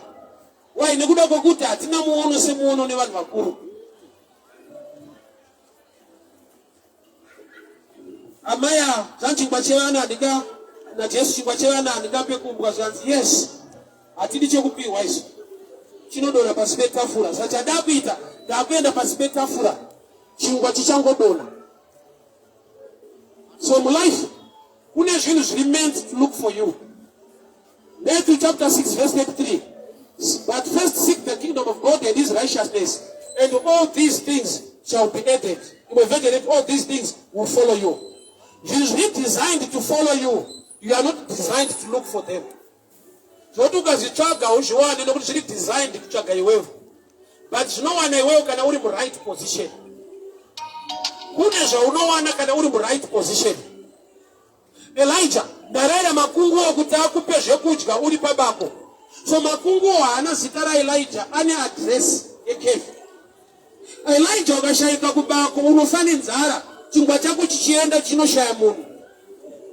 Mawise men vanga vasina zita raJesu vanga vane magifts. Vaitera Esther nyeredzi. Kurati panomira nyeredzi ndo pavanosvika. Havasi kutsvaga zita vari kutsvaga aberekwa. Zvoreva kuti ukashayikwa right position you miss what is meant for you. And the goridhe raJesu parakauya akaripiwa kudanga not in a better place. Kurati inonzi better place is the right place by revelation. Statement yakuti chero kwauri Mwari anokukomborera. It's true, but it's half truth. Azviti chero kwauri Mwari anokukomborera. Chero kwauri Mwari kwaanoda kuti uve anokukomborera. All right. Kwakadai. Abraham panonzi enda kunzvimbo yeMoriya, Genesis 22. At one of the mountains in the land of Moriah, which means Moriah was a mountainous place. At one of the mountains, which means Bamakomo Eze, you need a revelation to know the right mountain. And Abraham has not prophetically, naturally, Pagudi, Agavakumbaga Takura Uni, Saka Komorano, Narisina Uni Dino. One Batayo, only Tatiripo, one brother going to go back to Quenzi. Quenzi, no, Shakasiana. One on Chaka Unimukomo, Ratikoma Usuni. No, that you come in, I'm not Unimum meet. Yeah. So position you get a perspective. No guarantee of teaching but no one. So being under is also a picture. Yes, submission, respect, and honor. Being under. Kuwapa asipe tafura, kuwapa asipe system ye provision. Ujora kuti Mwari akaisa zvinhu ma systems ekublessa iwewe. Zvokuti ukashayikwa under system inonzi giving, you are not meant to receive. Kana ukanamata sei kana ukachinja chechi kana ukaita nharo. Blessed is the hand that gives. Ukabuda pa table yekupa, you don't ever receive anything. Mwari hachinje Bible. That's when nharo ingochinja izvite kwavari havadaro. Giving is a system, it's a table. Ekuti ukaenda pasi pairi ukaoperate as a giver, une guarantee to receive. Ipapa handisi kuti ipaini ndikupa principle yelife. Unopa waunoda kwaunoda. Manje kana utara giving soda kuti mupe. Uda kuti uzopa. Kupa inini, choice. Kupa principle. Saka ukasapa ini nazvinota upe. Unopa waunoda kwaunoda nguva yaunoda. Ukaramba kupa manje. Waramba kuenda pasi pe principle yekureceiver. And now to waramba kupa inini. Inini toro option. You can choose to give anyone, anyway, anytime. As now you also kasapa fundisiwa chapa jite. I don't want to see ya. But ukasiya kupa, I'm sorry. Kupa I principle. Kupa inini choice. So you can choose not. But you're not supposed to choose not to give. It temple. Yakuti munako neku receiver. In what you know, because not on a perspective. There is a position you want to receive. Shakati na Mwari ujuane juye mumpenyo wako. Brother, uchechi bedu wakati fundi sintina matiri. Kati Mwari anipe msikanari right. Dikati ashina matiri we mungu. Iwawe iwa right. Mwari atore shakai pajisa paka naka. Mwari akatendeka. Urupiwa type yako, size yako. Ono mwana tahaneta zvakene bauchi noyo wakwarana. Unocha kwa sikana kuchechi. Unosanga nemsikana ufuta vakumarondera. Akala kwa rayo kuzororo wali mchechi. Unozona mamumba kuti akuiti sana. Akala kuzorora na zveshiwa kuchechi. That's true. You don't fake it, God bless you. You don't fake it. You don't fake it. Unogona kunyepera vanhu kwete Mwari. Vanhu ndo vanovharwa kwete Mwari. Erenzwa. Kuwa pasi pe tafura. Akuti kuti upushe tafura ushedzere kuti ndiri pano. Automatically bread chingwa chinodona. Vakuru chino chinonzi chinodona achikumbirwe isystem iripo. Tine zvatiri kuti number 3 ndibate musoro declare you are not under a table. Prayer I be say under that table. To tell you the truth, hakuna prayer ya prosperity. Prosperity is principle. Yes, I don't find wapita. I can never do a prophet, but I back my prayer. Prayer, I is by equation, you could receiver. Equation, you could receiver. You not giver at first. There is no who's under that table. I'm sorry. Or I'm going to make it. kana profeti wacho ali paro zvokupa zvaita. Jesu akapiwa chingwa nevo vakanamata akatenda Baba. Achina kuwanda ipapo paakanamata. Akapa vadzidzi kugoverai vanhu. Pavakatanga kupa.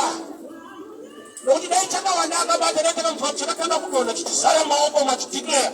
Achina kuwanda neprayer. Chakawanda neprocess yekuti give to people who are sitting down. Kana usiri under the table of prayer, there are things you miss. Kana usiri under the table of fasting, there are things you won't get outside fasting. Kana zvirimenti kuwanikwa mutane we fasting. You don't substitute fasting in prayer. My keys are in kingdom. Kana ignorance. You don't substitute ignorance in prayer. You know that Jesus akakunda Satan in prayer and fasting. Nikatoona Satan akatouya Jesu apedza fasting. Fasting aidzinge Satan. Anonzotamira kuti unopedza nguva. Jesu achingondipedza Satan pacho. Akakunda Satan nei knowledge. Zvakanyorwa zvichinzi. Zvakanyorwa zvichinzi. The power of knowledge. Ukashaiwa kuziva, Mwari anokuisa bracket revanhu vake, kwete vanhu vaSatani. Vanoti vanhu vangu vaparara nekushaiwa kuziva. Unoiswa bracket revanhu vaMwari vanenge vachiparara. Irimo scripture yevanhu vake vanoparara, vanoleka knowledge. Hazvifanzwi ichoice, kutsvaka ruzivo ichoice. Unoona hadini knowledge unoona munhu anenge ndauya time yekunamatirwa anoda kubatwa musoro haadi kubatwa mukati memusoro. Ukuru secret home pakunamata Mwari mukati nani panze. Jesu anoti aponesa munhu woti kutenda kwako, kutenda kunouya nekunzwa ishoko raMwari. Noti kutenda faith package irimo information. Without the right information, I will grow in faith. Chaunenge uinacho haisi faith chivindi. Ndonamata saka zvichaita. So chivindi nefaith zvakasiyana. Kungoshinga so ndonamata zvinoita chete. Hazvavo zvinoti ndamata Mwari mupenyu hazviite. Because without faith, you can't please him. Faith is important in knowledge because it comes by hearing. And hearing by the word. Life is choice. Amachi kwenda kwa wanda waroi. Waroi kana wako by the dimension of faith. Very lesser. Nemishonga Yesu ya unonzwa nembiri yayo. Inodari pane munhu ari muna Kristu. Why? Nokuti mukuvari masacrifice avanoita kwa Jesu manje iye ndiye akatofa Mwari wacho. Zvira iwewe. Nada antes para vamos falar de Cristo tinha um passe. Chega firma, vanhu vakafirwa. Jesu zvaitika kana vakaromba vakadi, zvinelesa power nokuti kuno kune ropa rinotaura zviri nani kudarika remunhu. Kudarika remhuka kana rembudzi. Anoendesa mombe 50 adaingewo wakaendewa naJesu paKalvari. Saka Satani chaanoita haachinje zvakaitika pacross. Anokuchinja mindset kutenda. Kuti haiwa hausi unobenefita huo muchikwata chacho. Kune vakafirwa kwete wewe. Mwari ndo wakati let the birds fly. Na nhasi ostrich haibhuruke. And the ostrich iri group rebirds. Ine manhenga inokandira mazai but haisimuke. And hakuna verse yakanzi let the birds fly koma ostrich are too heavy weight. Hakuna. And ukandudza pamusoro peweight uri kunyepa because ndege inogona kutakura maostrich 50 ikasimuka. Yanaka discover a challenge of paper ostrich musoro. Ukatarisa ostrich yakakura kweso chidiki pairi. Soro kadiki so. So knowledge ikangwa shoma usimu. Automoda prayer, automoda mvura. Why? Nokuti manual yakadapiwa is success. Joshua don't meditate upon the word day and night and you make your ways prosperous. Meditating upon the word makes your way prosperous. So attack your prayer that when Satan, I be not auna. Auna. And I don't know about Sanazo.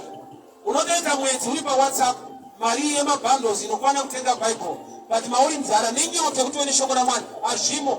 Iyo ndo guarantee yekuti hakuna kuri kwenda. Handi kutenga Bible rechechi kana rabishop rako. Basa zvinhu zvinonzi zvako zvinokusimudzira kazhinji vanhu vanotoda kutomanikidzirwa futi. Ini zvaindinetsa kuti munhu anotosungwa kunzi haasi kubhadhara maintenance. Maintenance chii? Kuchengeta wako.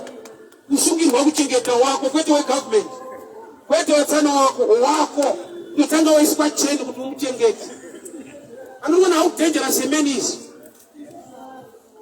Ashaifana kusungisa munhu kuchengeta mwana wake. Ukatona munhu achienda kukoti nenyaya maintenance. Isaidi yekuti munhu haana kuchipa zvokudaro. Kune attack mlife yekuti wako mwana wako unotonzwa kuti ameno ikoko.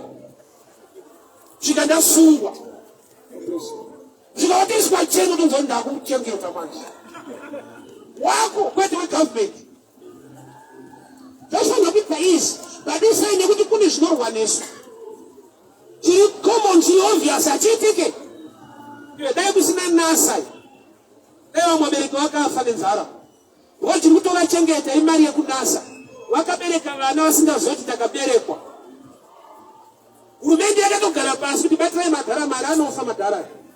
Dai biri kuberekwa manje mutoriro haichengeti vabereki. Batirai vanhu ava mari.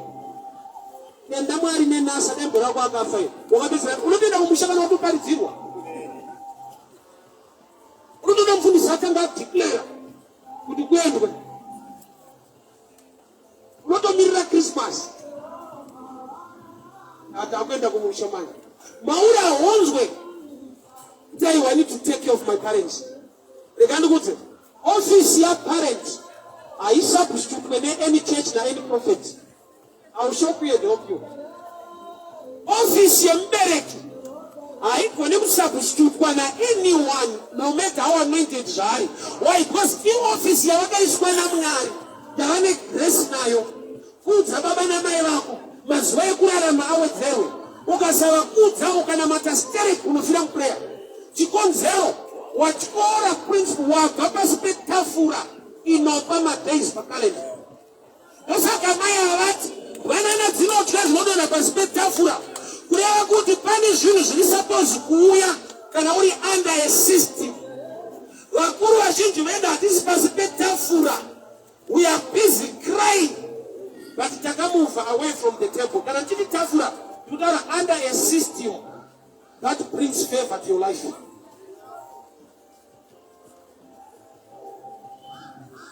Unonovano teta choice yekuenda pasi petafura.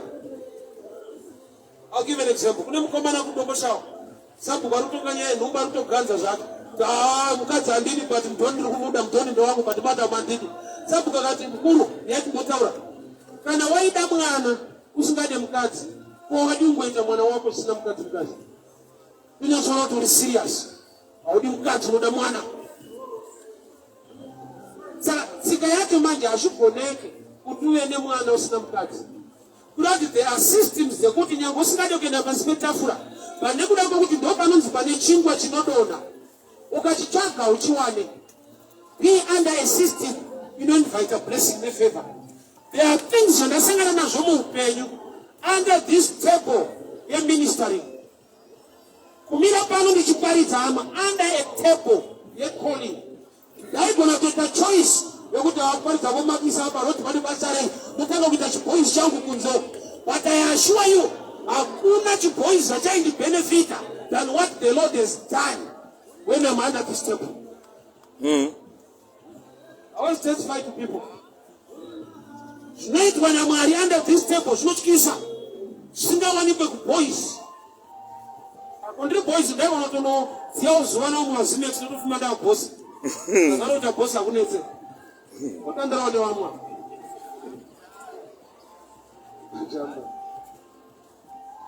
But under the table, you're calling. I think you are running away from calling. You are trying many things. I want to tell you this. There is a table designed for you to eat your bread. Chingwa chako hachiwanikwe anyway. Ingawani mbwanana dzinodya zvinodonha pasi petafura. Kana uri mbwanana imbomira kuvhima. Be under the table and receive the bread of the Lord. Mwari anokomborera darika madhiri. Mwari anokomborera darika chitsotsi. Yeah. I stand here to witness and testify. The Lord has blessed me kudarika daenda Israel kuita zvingaitwa neboys. Andaisvika ikoko zvaita. Umwe ndakakudza pana ndiri kuIsrael. The one who paid me to go to Israel. Ndakatotanga kumuonawo ikoko. Ndakafonera ndikampa phone number akatenga matickets akabhadhara maflights nemahotels. Akati let's meet in Israel. Ndakatoonana kuTel Aviv for the first time. Chaita kuti handishake. I'm under this table of winning souls. Church. Achichi boys ndakaronga ndikatsvaka munhu. Kundana boys vazhinji vanoda kuendako. Akuendeke nechiboys. Odhura 2.6. Zimbabwe unoenda na program hombe 2.6. Kungoisa mudege chete hayi watidaro. Unongosimuka. But kuna Mwari zvidiki vanozviita. Saka shoko richiti the end of the Lord is not short. But when you are off the table, kunzoku kunorwadza. Ukabva musystem yezvinhu zvaMwari, kunzoku kunorwadza. Be under a table. It is designed for you to receive the bread. Yeah. Someone but yachimba tabutara perspective apa mupato vanomakisa paite. Goridhe rakapiwa Jesu akaripiwa mudanga. A manger. Nzvimbo inomakisa kuti munhu aberekerwe. The worst place yekuita give birth. But in the worst place, ndomakauya the best gift. Wakuru as long Mwari atiita chinhu ichi. Usamirire kuti vanhu vanozoti kuti I remember when I started ministering kuwadzana ndiri paranks of 2007. Komana ndakanena kuti koramba uyezve zvotanga sei? That I just had a dream. Rota ndomapengerengana nopenga va.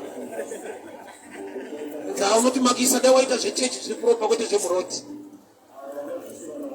But I stand here to testify the goodness of the Lord. Mwari womuroti mahwani. Anokukomborera. Sati zvapinda mupfungwa kana kuzvigaya wega so. Anoita. Ane blessing yekuti unoudza kuti ndini here. Kana waenda under a table it designed for you to eat bread. One day somebody called me akati nogara kwakati I need to find a place for you. Pamwana utsvaga iko kwakazara vanhu ndanda tuende kunowanwa shop. Pro you borrow instead of that lawyers vaenda mapapers ese till that. Street preacher ane mapro you pabrodero. Yasina kubandara. Yakati nomwari wake kuina vamwe ugare kune vamwe. Tafura yoyi baba ine dzimba ufunge. Ndinofona. Sasi chichifamba sei? Ndinandokuziva mwana wacho anotishambisawo. Munhu akaita izvozvo munhu mukuru wokuti haasi type yekuti akaswera achitaura nei. Unomuombe. Haasi wapfana, haasi wakomana. Munhu anoti ndakuborobheo. Amuombe. But iye akandudza kuti pane zvandoona uchiita so saka Mwari ari kukomborera. Zvipi izvo zvepasi petafura. Makuru pasi petafura umire panokuninipisa unenge wakakotama uripo. This place is a humbling place. Imagine atezera wangu atikura apa tikirowa murodi. Ndozonza kuti kwashauri kuyo. Kana webvanza pakaipa. Mapepa achidarika uri boys uchiparidza murodi. Muchipa. But kudenga kuna Mwari. Anoti kana ataura shoko ukaenda under a system. Chingwa uchishaya. Chingwa pasi petafura achishaike. Dambudziko redu hatidi kuenda pasi petafura. Tida kuedza kumhanya kutsvaga kuvhima nekuti pasi petafura being under the word of God, doing what God says. Kune table inonzi prayer, enda prayer. Kune table inonzi giving, be a giver. Kune table inonzi fasting, fast and seek the face of the Lord. Kune table inonzi knowledge, seek the knowledge of the word. I'm sure my time is done now. I want to encourage you. Kuti pama principles ese akushoko raMwari. Usanzvenge hako principle imwe neimwe. Irarame. Mwari uyu akatendeka. Mwari wedu havhunduke economy. Hama nyika yacho dada kukomborera but zvasati zvasetla. Akanaka nguva dzose ndi Mwari wamasimba ose. Anoita zvinoshamisa even in hard times. Mbiri yaMwari ndeyekupa vanhu chingwa mugwenga for 40 years. vanhu vasingaende kushopping nyama ichiuya Moses basa rake rarengotora maiki kuma 10% oshedzera kuti kunyama vanobuda mutende vanotora zviuta zvavo. Mbiri yaMwari ndeye provision even in hard times. Mbiri yake ndeye kukomborera vana vake even matimes anonzi aite.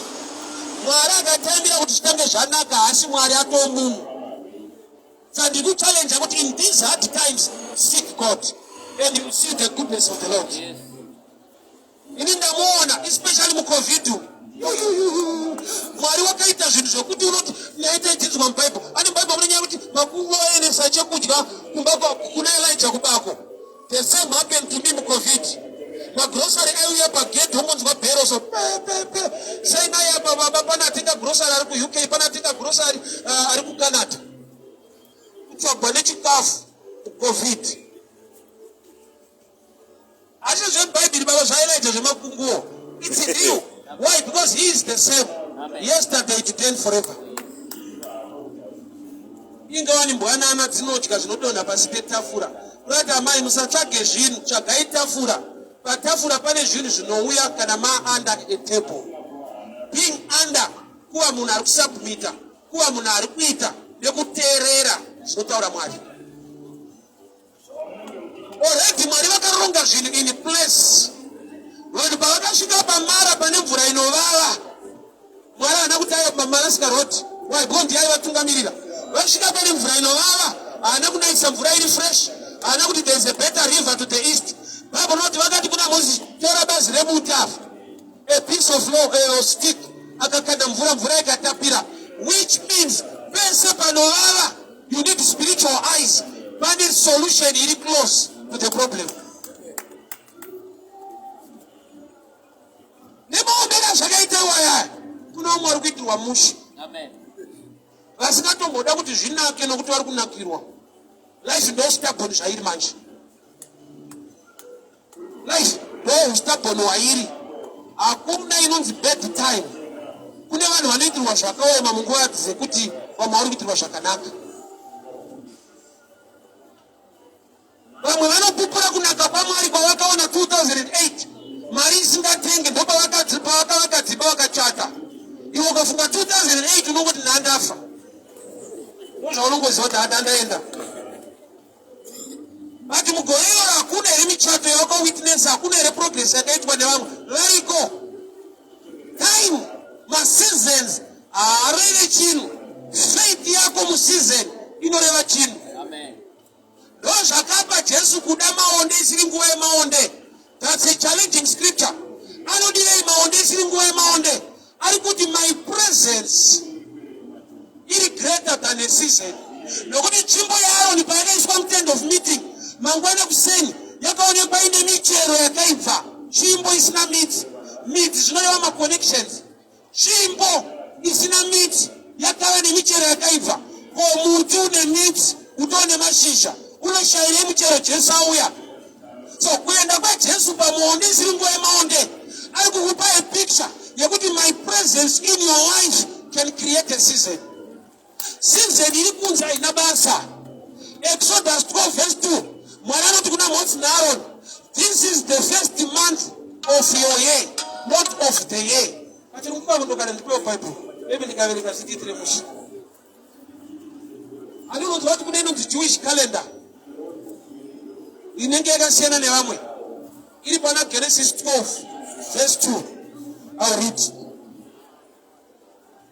Ai pafandopada. Mwari vatitire nyasha. It's a challenging statement yekuti ukainzwa ukaiziva. Right.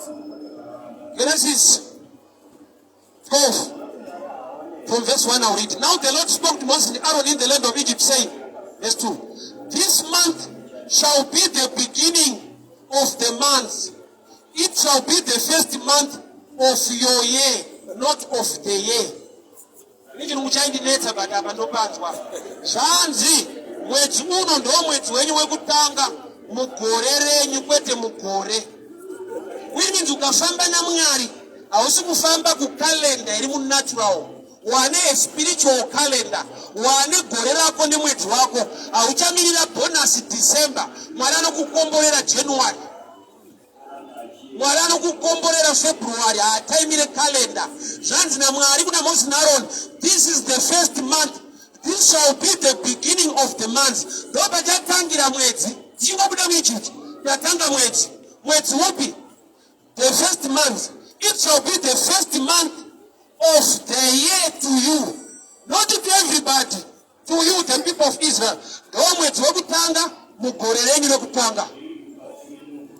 Saka uri mwana wa Mwari wakasiyana nevanhu vese.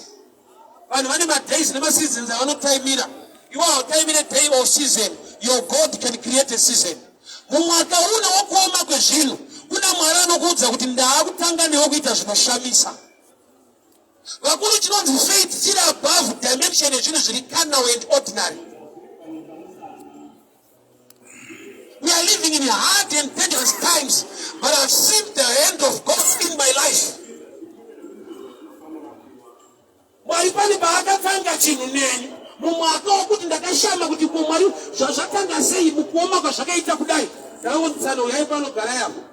ATM card from this month maakuwanawo salary. Not as a worker, but as a preacher on the street.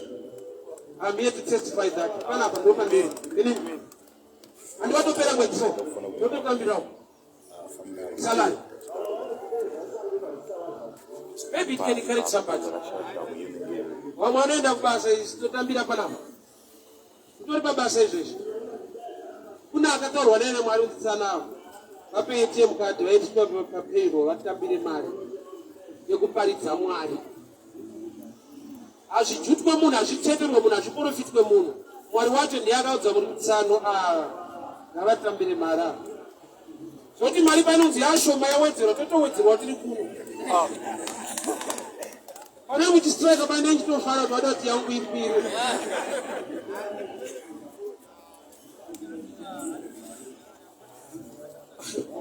Mwari vakatendeka to that level. And we are living in hard and dangerous times. Mazoti kuna mahaita akaoma. But mukuoma kwazvo, zvanzi ndo mwedzi wenyu wokutanga mugore renyu. Kuti Mwari anogona kutanga zvinhu newe. Sati zvaitika kumusha kwenyu, Mwari anocreate season necalendar iri different.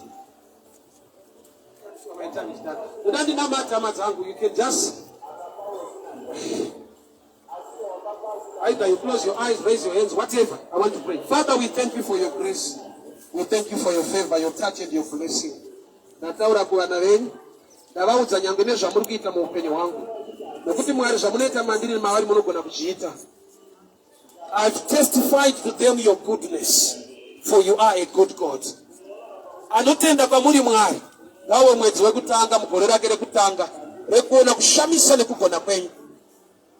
Kwaanoshanda, kwaanobva, kwaanogara haisi nyaya. Akugara mamuri munyasha dzenyu. Ndataura blessing, ndataura favor. In the mighty name of Jesus. Amen and amen.